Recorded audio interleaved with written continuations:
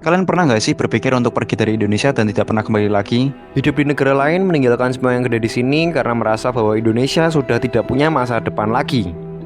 Apa sih yang aku pertahankan di Indonesia? Nggak ada.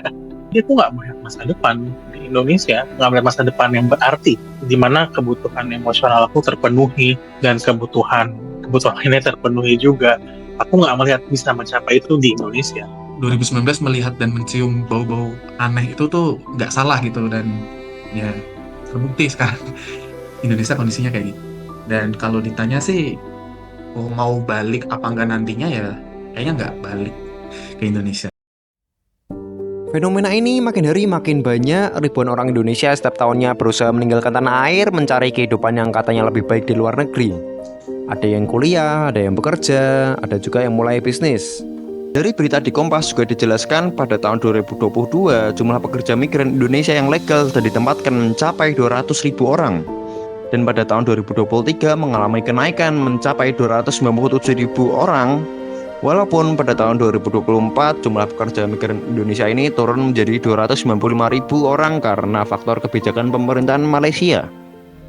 Namun yang miris adalah banyak yang pergi tanpa rencana yang matang, sekedar bermodal nekat. Akibatnya, bukan kehidupan yang lebih baik yang mereka temukan, tapi justru penipuan, kesendirian, bahkan terjerat perdagangan manusia.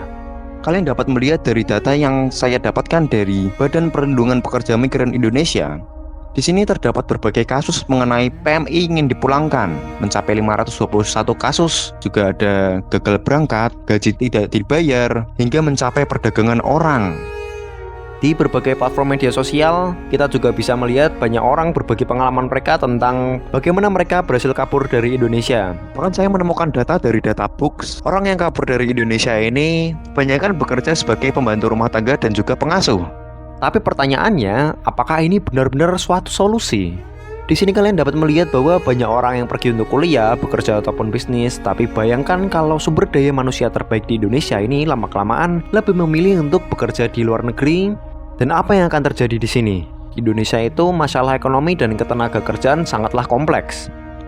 Lapangan kerja yang minim, gaji kecil, syarat kerja yang rumit, dan lebih parahnya lagi, sekarang terjadi ketimpangan lapangan pekerjaan. Di sini tercatat bahwa lapangan pekerjaan yang tersedia itu hanya 300 sampai 400 ribu setiap tahun, sedangkan lulusannya itu sekitar 1,2 juta. Bahkan kalian bisa melihat data ini bahwa jumlah pekerja yang diserap sektor formal menunjukkan tren penurunan selama 15 tahun terakhir. Yang menyebabkan orang-orang berbakat itu lebih memilih pergi dari sini daripada untuk bertahan. Sekarang kita coba berpikir lebih jauh ya. Apa yang akan terjadi kalau orang-orang pintar Indonesia ini terus pergi? Tidak ada lagi inovator, tidak ada lagi akademisi, tidak ada lagi orang-orang cerdas yang bisa membangun negeri ini. Sejarah menunjukkan bahwa ini pernah terjadi. Ini suatu sejarah yang terjadi di negara Kamboja, yaitu pada tahun 1970-an. Kamboja ini pernah mengalami tragedi besar, yaitu rezim Khmer Merah membantai hampir seluruh kaum intelektual mereka.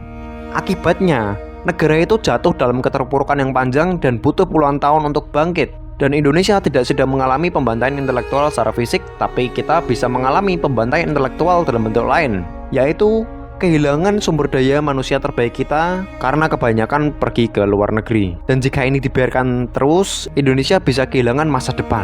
Tapi mengapa orang Indonesia ingin pergi? Jawabannya sederhana. Mereka merasa tidak dihargai di sini. Bayangkan saja, pendidikan di Indonesia semakin mahal, tapi pekerjaan yang bisa memberikan kehidupan yang layak justru semakin minim. Banyak lulusan sarjana yang akhirnya terpaksa kerja serabutan. Kalau mau bisnis, regulasinya juga rumit, sertifikasi yang mahal, dan persyaratan yang tidak masuk akal membuat orang lebih memilih kerja di luar negeri. Belum lagi kebijakan pemerintah yang terkadang muncul tanpa perencanaan yang matang. Misalnya larangan pengecer menjual LPG 3 kilo yang diumumkan secara mendadak dan membuat banyak masyarakat kecil kebingungan. Pemerintah terlalu tergesa-gesa dalam mengambil keputusan tanpa melihat dampaknya bagi masyarakat. Lalu selanjutnya kita lihat di sini, jadi apakah kabur dari Indonesia ini adalah suatu solusi? Tidak sesederhana itu. Jika hanya ingin mencari kehidupan yang lebih baik, tidak ada salahnya.